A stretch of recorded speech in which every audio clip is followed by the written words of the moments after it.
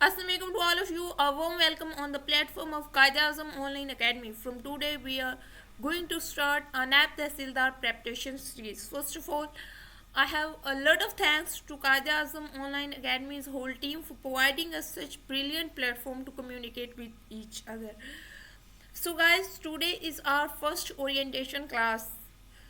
In this class, we will discuss how we will cover whole syllabus of नायब तहसीलदार preparation. ये एक series है जिसके अंदर हम कंप्लीट जो है नायब तहसीलदार की प्रेपरेशन करवाएंगे। तो आज की जो फर्स्ट क्लास है इसके अंदर हम बेसिकली ये डिस्कस करेंगे कि हम कौन कौन से जो एरियाज़ हैं वो कवर करेंगे सिलेबस के अंदर, और बेसिकली पेपर पैटर्न क्या है, इसका मेरिट क्या एक्सपेक्ट किया जा रहा है, और ये किस तरह के क्वेश्चन एक्सपेक्ट किए जा रहे हैं, इनका जो बेसिक क्राइटेरिया वगैरह है, वो पासिंग क्राइटेरिया जो है वो हम सब कुछ जो है आज की क्लास में डिस्कस करेंगे। तो हम स्टार्ट करते हैं जी। First of all paper pattern की अगर बात करें तो पेपर पैटर्न जो है हमारे पास ये एक मल्टीपल पेपर एग्जामिनेशन है। मल्टीपल पेपर एग्जामिनेशन मीन्स कि हमारे पास दो तरह के एग्जामिनेशंस होते हैं जो कम्पिटिटिव एग्जाम्स होते हैं। First of all one paper examination और सेकंड होता है multiple paper examination. One paper examination वो होता है जिसके अंदर जस्ट एक सिंगल पेपर लिया जाता है आप लोगों से, और मल्टीपल पेपर एग्जामिनेशन जिसमें एक से ज़्यादा पेपर्स लिए जाते हैं। तो मल्टीपल पेपर्स एग्जामिनेशन मीन्स कि इसमें एक से ज़्यादा पेपर होंगे, यानी कि इसमें नायब तहसीलदार के पेपर में हमारे पास दो पेपर होंगे। फर्स्ट पेपर जो है हमारे पास वो इंग्लिश का होगा और सेकेंड पेपर जो है वो जीके का होगा। लेकिन एक बात और भी आपने अपने जो है माइंड में बिठा लेनी है कि जो नायब तहसीलदार के पेपर होंगे ये डिवीजन बेस्ड पेपर होंगे, और इसमें पहले होता था कि एक पेपर जो है वो वन डे में लिया जाता था और नेक्स्ट पेपर जो है वो नेक्स्ट डे लिया जाता था। लेकिन नायब तहसीलदार के पेपर में ये होगा कि जो दोनों पेपर हैं वो सेम डे में होंगे। इंग्लिश का पेपर मॉर्निंग में होगा और जीके का पेपर जो है वो इवनिंग में होगा, और जो दोनों पेपर्स हैं वो एमसीक्यू बेस्ड पेपर्स होंगे, और ऑलमोस्ट आपके पास जो है वो 2 घंटे का टाइम होगा। मीन 120 मिनट्स आपके पास होंगे, 2 घंटे होंगे आपको पेपर को सॉल्व करने में, और ये एमसीक्यू बेस्ड पेपर होंगे। नेक्स्ट अगर हम इसकी बात करें कि इसका पासिंग क्राइटेरिया क्या होता है, तो पासिंग क्राइटेरिया की अगर बात करें, एक सिंगल पेपर के अंदर अगर कोई भी कम्पिटिटिव एग्जाम है, सिंगल पेपर का जो पासिंग क्राइटेरिया होता है वो होता है 40%। हर सब्जेक्ट के अंदर आपको 40% मार्क्स जो है वो गेन करने होते हैं। मीन एक सब्जेक्ट के अंदर अगर आपके 40% मार्क्स आगे हैं तो आप उस सब्जेक्ट के अंदर पास हैं, और अगर 40% से कम हैं तो आप उस सब्जेक्ट के अंदर फेल हैं। और अगर आप ओवरऑल एग्जामिनेशन की बात करें, ओवरऑल एग्जामिनेशन को पास करने के लिए आपको 50% का एग्रीगेट चाहिए।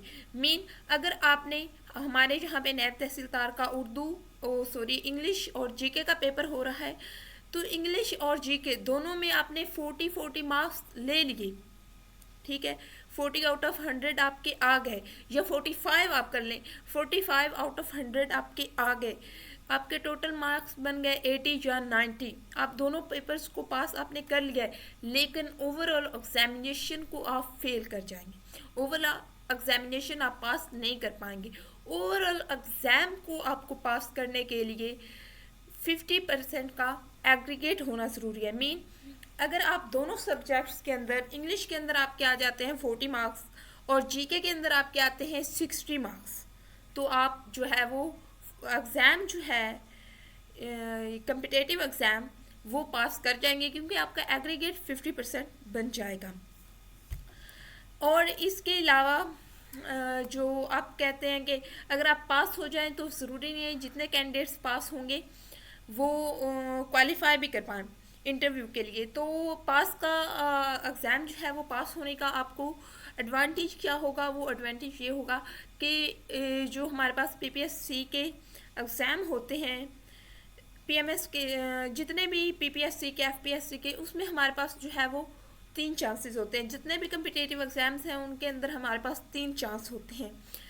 पाकिस्तान के अंदर, मैं पाकिस्तान की बात कर रही हूँ, तो हमारे पास जो ये कम्पिटिटिव एग्ज़ाम होते हैं 3 चांस होते हैं, और जो पीपीएससी के ये पेपर्स होते हैं इनमें एक चांस ज़ाया तब होता है पीएमएस के अलावा।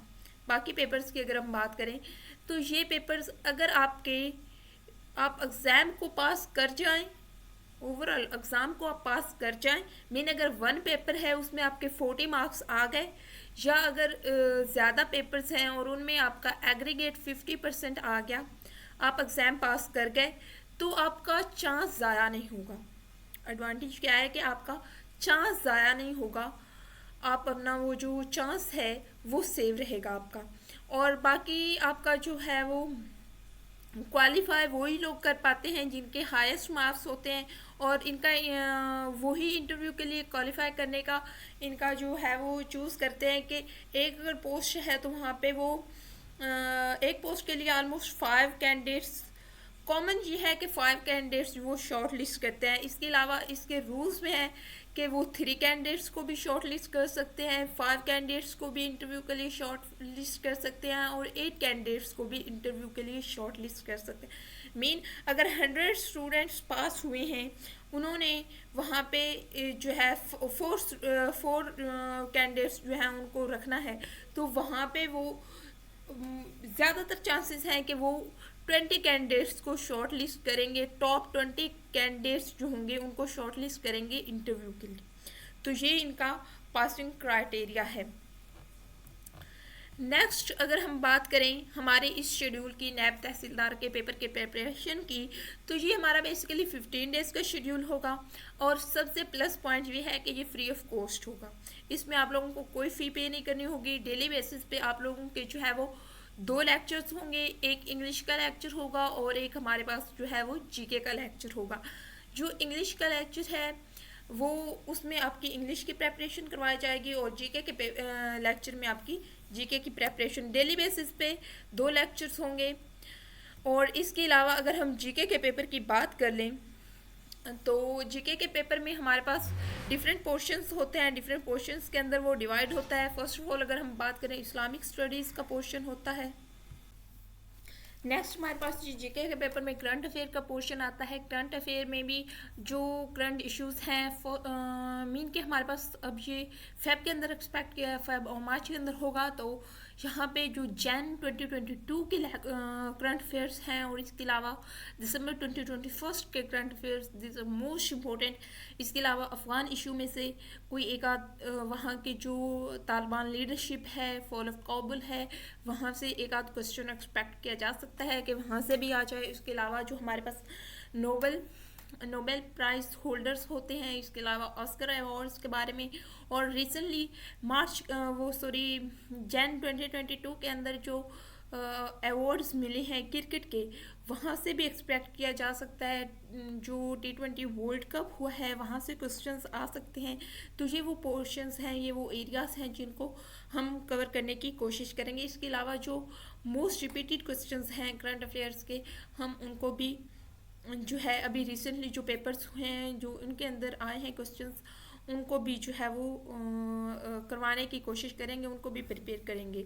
नेक्स्ट हमारे पास जो करंट अफेयर के पेपर में पोर्शन आता है वो आता है जी पाक स्टडीज़ का, हिस्ट्री का पोर्शन आता है।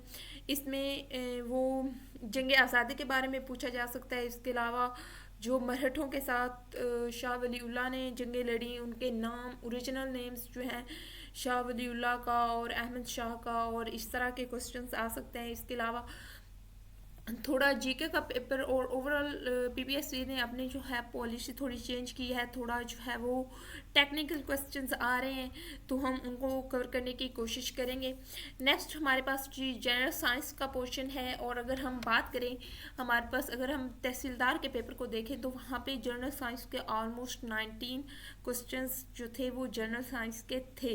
तो हम जो है हम इसको जनरल साइंस को भी कवर करने की कोशिश करेंगे, क्योंकि मेरिट बहुत हाई रहा है और अब भी एक्सपेक्ट किया जा रहा है ऑलमोस्ट जिन लोगों के 70+ जो MCQs जो थे वो सही थे, ऑलमोस्ट 75+ MCQs जिनके करेक्ट थे दोनों पेपर्स के अंदर, वो लोग जो है वो क्वालिफाई कर पाए हैं। तो इसलिए हमें फुल अपना 100% देने की कोशिश करनी है, तब जो है वो हम इन चीज़ों को जो है वो कवर कर पाएंगे, हम अच्छे मार्क्स गेन और अपनी सीट्स जो है वो रिजर्व कर पाएंगे। नेक्स्ट जो है वो एबिलिटी का पोर्शन है, एबिलिटी या मैथ्स का पोर्शन। तो इसमें अगर हम तहसीलदार के पेपर को देखें तो उसके कंपैरिजन में उसके साथ इसका करें तो वहाँ पे जस्ट एक एमसीक्यू था और परसेंटेज का ही था, और वो एक इजी क्वेश्चन था बनिस्बत जो पहले जैसे एबिलिटी का पोर्शन आता था थोड़ा डिफिकल्ट। तो इसमें जस्ट वन एमसीक्यू था तहसीलदार के पेपर में। तो हम लेकिन चाहे एक एमसीक्यू भी है, हम लोगों ने जैसे कि हम देखा है कि मेरिट बहुत हाई है, तो हमने किसी एक पोर्शन में एक एमसीक्यू भी आ रहा है तो हमने उस पूरे पोर्शन को फुल कवर करना है, ताकि हम अपने वो एक मार्क जो है वो एक नंबर जो है हम अपने उस एक नंबर को सेव करने के लिए हमें वो पूरा पोर्शन जो है वो कवर करना होगा।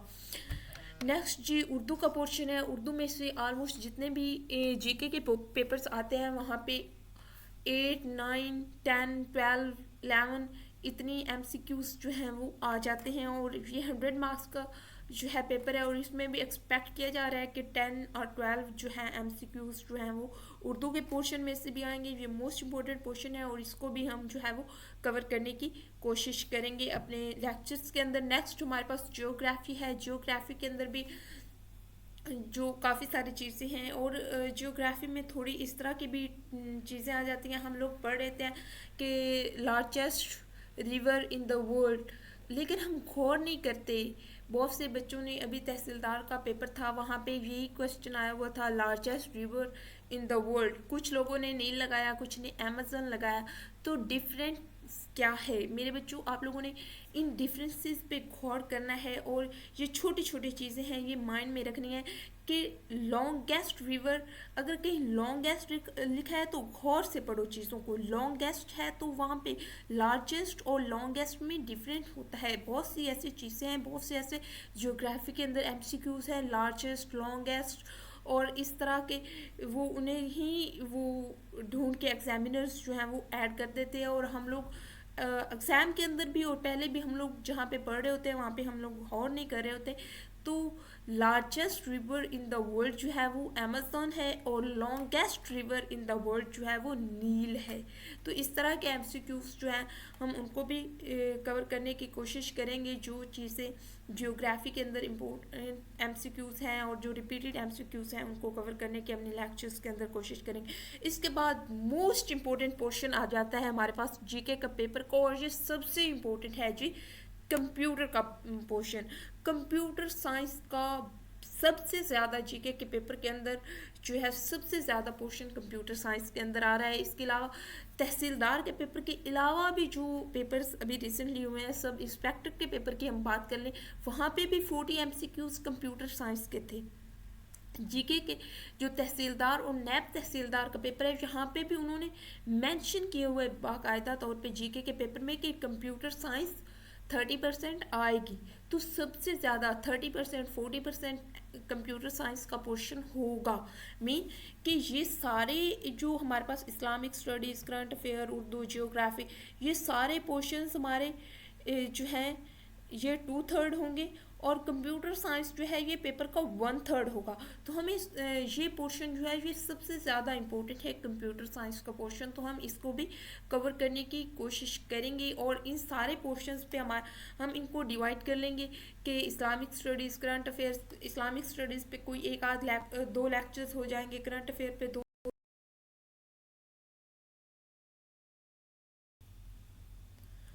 तो हम लोग जो है वो ये कोशिश करेंगे कि जितने भी हमारे पास ये पेपर्स हैं इनको डिफरेंट पोर्शंस के अंदर हम लोग डिवाइड कर लेंगे।